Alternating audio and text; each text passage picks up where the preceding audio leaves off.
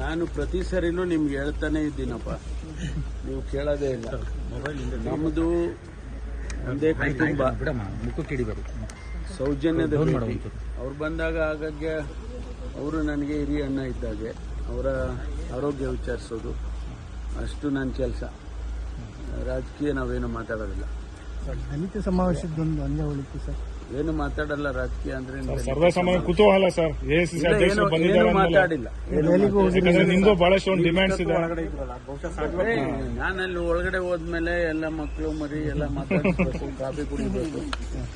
ಮನೆಗೆ ಬಂದ್ಮೇಲೆ ಅವೆಲ್ಲ ಆಗ್ಬೇಕಲ್ಲ ರೀ. ನೀವು ದೆಹಲಿಗೆ ಹೋಗಿರ್ಲಿಲ್ಲ? ಹೋಗಿಲ್ಲ. ಆ ವಿಚಾರದ ಬಗ್ಗೆ ಬೆಳವಣಿಗೆಗಳ ಬಗ್ಗೆ ನೋಡಪ್ಪ, ರಾಜಕೀಯದ್ದೇನು ಚರ್ಚೆ ಮಾಡಿಲ್ಲ. ಸ್ಪಷ್ಟವಾಗಿ ಹೇಳ್ತೀನಿ, ನಾನು ಕುಟುಂಬದ ವಿಚಾರಗಳನ್ನ ಚರ್ಚೆ ಮಾಡಿಕೊಂಡು ಮಾತಾಡಿಕೊಂಡು ಅವ್ರ ಆರೋಗ್ಯ ವಿಚಾರಿಸ್ಕೊಂಡು ಬಂದಿದ್ದೇನೆ, ಕಾಫಿ ಕುಡಿದಿದ್ದೀನಿ. ಆಯ್ತಾ, ಅಷ್ಟು ಬಿಟ್ರೆ ಬೇರೆ ಏನಿಲ್ಲ. ಕುಟುಂಬದಲ್ಲೂ ಕೂಡ ಇಬ್ರು ಪ್ರಭಾವಿ ರಾಜಕಾರಣಿಗಳ ಸರ್, ನೀವು ಮತ್ತೆ ಅವರು ಏನಾದ್ರು? ಅಲ್ಲಲ್ಲ, ಇದಾರಲ್ಲ, ಪ್ರಿಯಾಂಕ್ ಇದ್ದಾನೆ, ಆಮೇಲಿಂದ ರಾಧಾಕೃಷ್ಣ ಅವರು MP ಆಗಿದ್ದಾರೆ.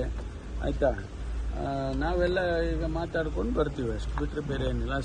ಚಿಕ್ಕಂದಿನಿಂದ ನಾನು ಪ್ರಿಯಾಂಕನ್ನ ಚಿಕ್ಕಂದಿನಿಂದ ನೋಡಿರೋದು. ಆಮೇಲೆ ರಾಧಾಕೃಷ್ಣ ನಾವು ಎಲ್ಲ ಒಂದು